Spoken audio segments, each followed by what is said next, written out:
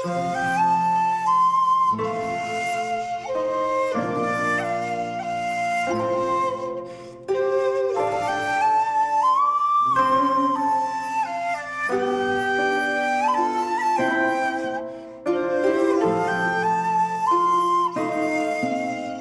बयान जारी रहे, लेकिन वक्त की नज़ाकत हमें इसकी इजाज़त बिल्कुल नहीं देती है।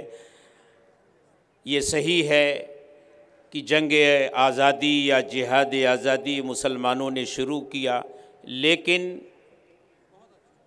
इत्तेहाद के साथ और हिंदुस्तान में बसने वाले तमाम लोगों ने उनका ताल्लुक़ चाहे जिस मज़हब से हो, मिल कर के इस मुल्क को आज़ाद कराया है।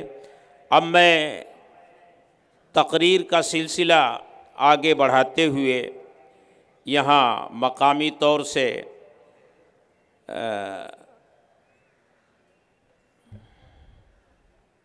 भाई सतवंत सिंह जो यहाँ गुरुद्वारा संघ सभा से ताल्लुक़ रखते हैं, उनसे गुजारिश करूँगा कि वो तशरीफ़ लाएं और 5 मिनट में अपनी गुफ्तगू मुकम्मल फरमाएं।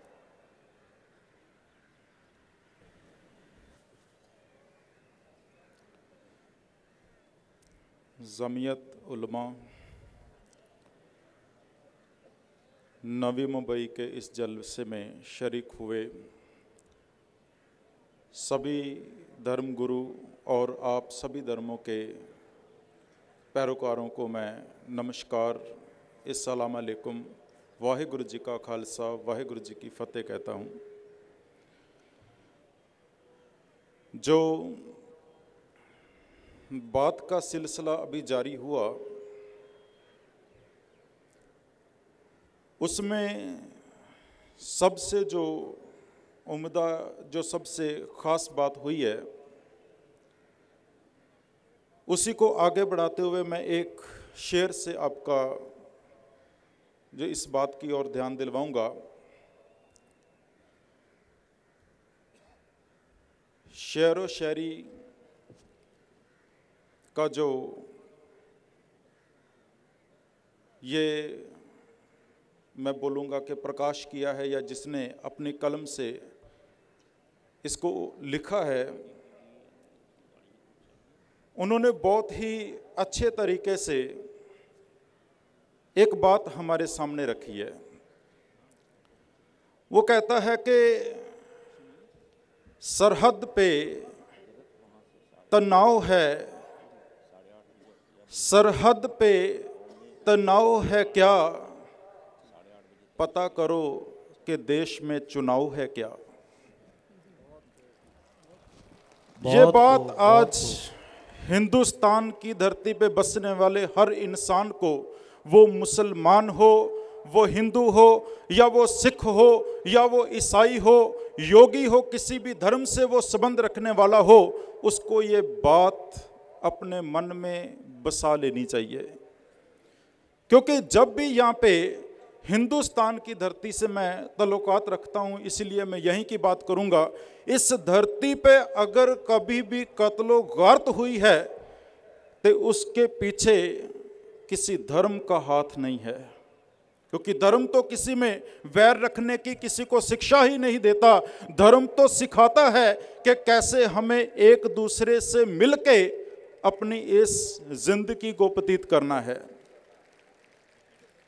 जब हम किसी धर्म की बात करेंगे तो एक फरीद साहब जी का बहुत अच्छा वाक्य है, मैं आपसे जो साझा करूंगा। फरीद साहब कहते हैं, आप नड़े गिरबान में सिर नीवा कर देख, अगर तू किसी की ओर उंगली उठाने जा रहा है तो सबसे पहले अपने अमली जीवन की तरफ जात नजर मार के देख। जब हम ऐसा अपने मन में एक मकसद कायम करेंगे कि मुझे अपने आप को संवारना है, तो ख्याल करना फिर वो हिंदू के लिए भी मकसद होगा, वो मुस्लिम के लिए भी मकसद होगा, वो एक सिख के लिए भी मकसद होगा, वो एक ईसाई के लिए भी मकसद होगा। गुरु नानक साहिब जी महाराज जिनके घर से एक आवाज बुलंद होती है, अव्वल अल्लाह नूर उपाया, कुदरत के सब बंदे, एक नूर ते सब जग उपजया, कौन भले को मंदे। ये आवाज गुरु नानक साहब जी महाराज जी के घर से बुलंद होती है। जब वो गुरु ग्रंथ साहब जी महाराज जी की वाणी लिखते हैं तो उन्होंने कभी ये नहीं कहा कि इसमें संस्कृत शामिल ना करें, उन्होंने कभी नहीं कहा कि अरबी मेरी जुबान नहीं है, उन्होंने कभी नहीं कहा कि मैं हिंदी से कोई तल्लुकात नहीं रखता।